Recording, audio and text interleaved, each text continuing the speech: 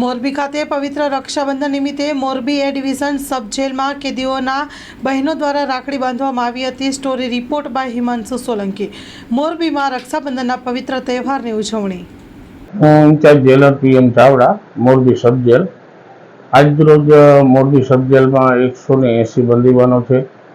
તેની માટે રક્ષાબંધનના પવિત્ર તહેવાર નિમિત્તે પોતાની બહેનો પોતાના બંદીવાનોના ત્યાં રાખડી બાંધવા આવશે એટલા માટે એક મોરબી જેલમાં સુંદર આયોજન કરવામાં આવ્યું છે।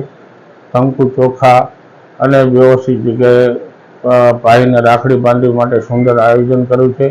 પોતાના ભાઈને રાખડી બાંધી મોં મીઠું મોઢું કરાવી અને વધુ આવશે અને વહેલા જેલ મુક્તિ થાય એવા આશીષ આપ્યા। શીતલ સિંધવ છે મારું નામ। રાજકોટ છે। અમે આ પહેલી વખત જ આવ્યા છીએ। રક્ષાબંધન ભાઈ બહેનનો તહેવાર છે એટલા માટે અહીંયા મારા ભાઈ અહીંયા છે એટલે રાખડી બાંધવા માટે આવ્યા હતા।